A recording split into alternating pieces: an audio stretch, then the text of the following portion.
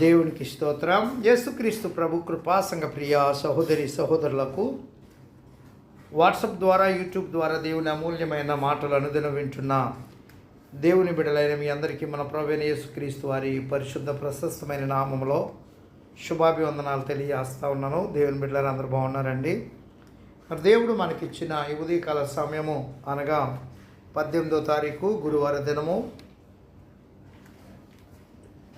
July నెల 2024 సంవత్సరం. దేవుడు మనకిచ్చిన వాక్యము పరిశుద్ధ గ్రంథము నుండి కీర్తన గ్రంథము 41వ కీర్తన మొదటి చరణాన్ని చదువుకుని కొద్ది నిమిషాల వాక్యాన్ని ధ్యానించుకుందాం.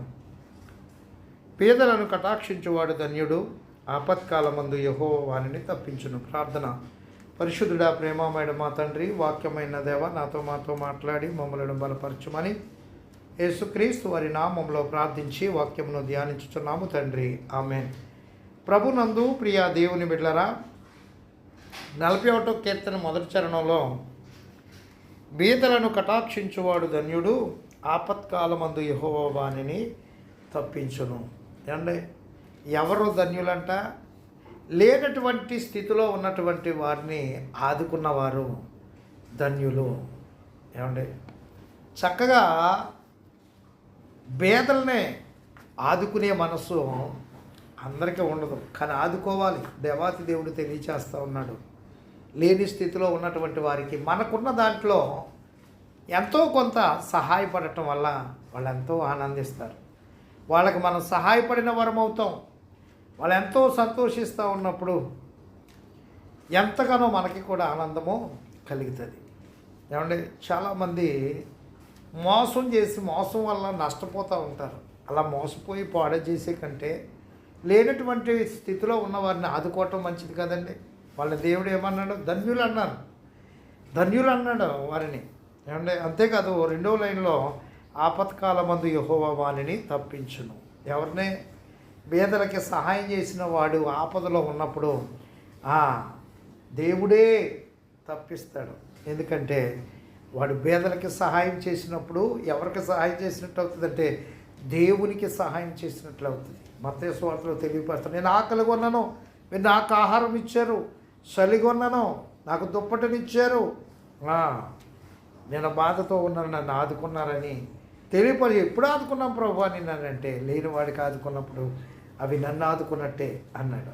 అందుకని నువ్వు ఆపదలో ఉన్నప్పుడు, నువ్వు సమస్యలో ఉన్నప్పుడు, నువ్వు ఇబ్బందిలో ఉన్నప్పుడు నిన్ను ఆదుకునేవాడు ఆయన. అందుకనే బీదలకి నీ వద్ద ఉన్నప్పుడు ఎవరైనా నీకు నిన్ను అడిగినప్పుడు నువ్వు సహాయం చేయటానికి వెనకాడకూడదు. ఉన్న దాంట్లోనే కొద్దో గొప్ప ఉన్న దాంట్లోనే లేదనకుండా చేయటం వల్ల అది మనకి మంచిదని ప్రభు నామంలో తెలియజేస్తూ ఉన్నాను. దేవుని బిడ్డలారా, ఇక్కడ 41వ కీర్తనలో చూస్తే అనారోగ్యంగా ఉన్నప్పుడు స్వస్థత కొరకై దేవుని సహాయం కొరకు ప్రార్థించుట, మనం రోగగ్రస్తులమైనప్పుడు బంధువులు అయిన వారు విడిచినను దేవుడు విడవడండి. పేదలకి సహాయపట్టులో గల ధన్యతను కీర్తనాకారుడు జ్ఞాపకం చేస్తూ ఉన్నాడు. బలహీనులు, పేదలు, అవసరతలోనున్న వారి ఎడల దేవుడు ప్రత్యేక శ్రద్ధ కలిగి ఉన్నాడని బైబిల్లో తరచుగా గమనించగలం. బీదలను కటాక్షించే వారిని దేవుడు ఎలా కటాక్షిస్తాడో ఈ కీర్తన స్పష్టం పరుచుతున్నది. దేవుడు మనల్ని ఆశీర్వదించిన రీతిగా మనం ఇతరులకు సహాయపడవలసిన వారమై ఉన్నామండి. అబ్షాలోము తిరుగుబాటు కాలంలో దావీదు గారు వ్యాధిగ్రస్తుడై ఈ కీర్తన వ్రాసుండొచ్చని పండితుల అభిప్రాయం. శత్రువులు ఆశించినట్లు దావీదు గారు మరణించగా ఆరోగ్యవంతుడు కావడం చూసి అబ్షాలోము తిరుగుబాటు చేసి ఉండొచ్చు. ఒకటి మనం చూస్తే శోధనలో దావీదు గారు శోధనలో ఎదుర్కొంటూ ఉన్నాడండి. తన దుస్థితి ఇంకా ముందు వచ్చినలో చూస్తే కీర్తనకారుడు తీవ్రమైన అనారోగ్యానికి గురయ్యాడు. వ్యాధి, ఒంటరితనం, విడవబడుట, ఇరుగు పొరుగు వారి సూటిపోటి మాటలు అతనిని మరింతగా గాయపరుచుండొచ్చు. తన చెడ్డ సలహాదారులు 41వ కీర్తన 6 నుంచి 9 వచనాల్లో తన నిస్సహాయ స్థితిలో బలహీనతలో బాధపడుచుండగా తన చుట్టూ చేరిన వారు తనను గురించి గుసగుసలాడడం, ద్వేషించడం, అవమానపరచడం అతనిని మరింత బాధించింది.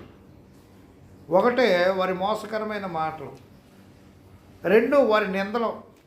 అంటే 5 నుంచి 7 వచనాల్లో మోసకరమైన మాటలు, నిందలేమో 8వ వచనంలో కనబడతాయి.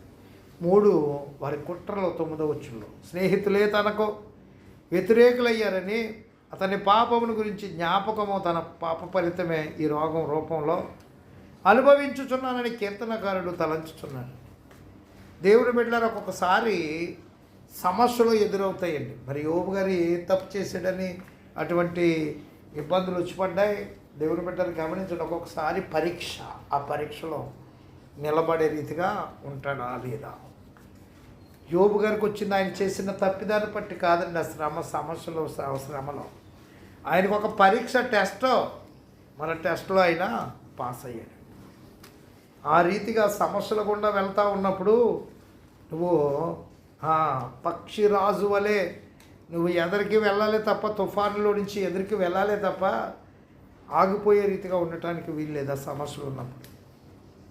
దేవుని బిడ్డలారా, చూడండి ఇక్కడ 41:10-12 అతని మార్పు, అతని జీవితంలో వచ్చిన మార్పు కీర్తన తెలియజేస్తూ ఉంది. ప్రార్థనకు జవాబు 4-10 వచనాల్లో కీర్తనకారుని ప్రార్థన గమనించగలం మనం. 1 ఒప్పుకోలు, 5-9 వచనాల్లో శత్రువుల మాటలను దేవునికి తెలియజేస్తూ ఉన్నాడు.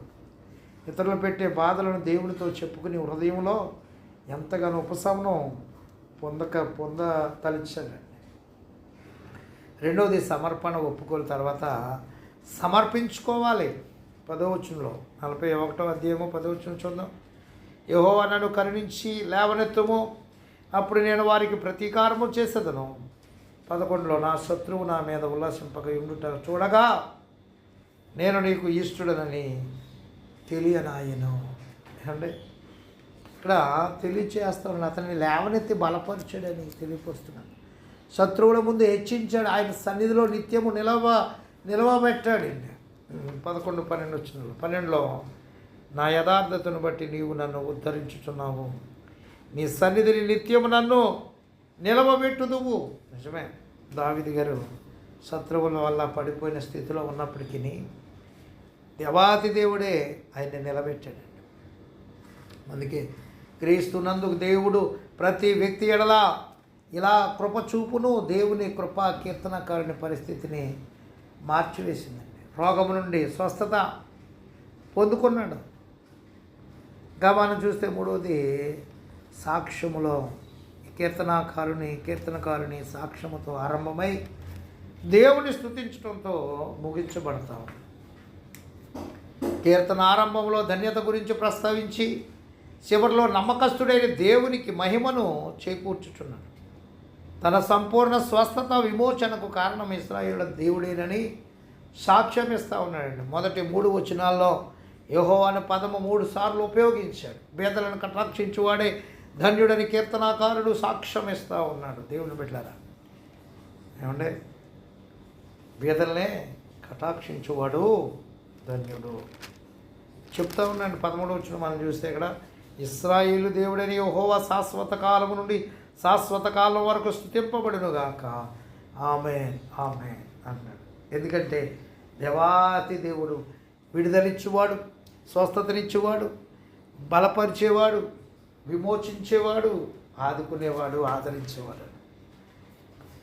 అందుకని దేవుని యొక్క మాటలకు విధేయత చూపించి, దేవుడు తెలియపరిచినటువంటి మాటలకు విధేయత చూపించి ఆ రీతిగా చేసినప్పుడు మనం ఎంతో ధన్యత కలవారమని కీర్తనాకారుడు తెలియచేస్తున్నటువంటి మాటలు మన వినికిడిలో దీవించి ఆయన కృపతో నింపి బలపరచునుగాక, ఆమేన్. తండ్రి కుమార పరిశుద్ధాత్మ త్రియేక దేవుని దీవెన మనందరికీ తోడి ఉండి ఆయన కృపలో మనల్ని నడిపించునుగాక.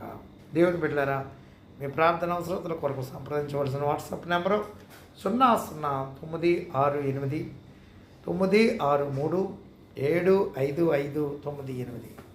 దేవుడు మిమ్మల్ని, మీ కుటుంబాన్ని దేవుడు దీవించునుగాక. God bless you all.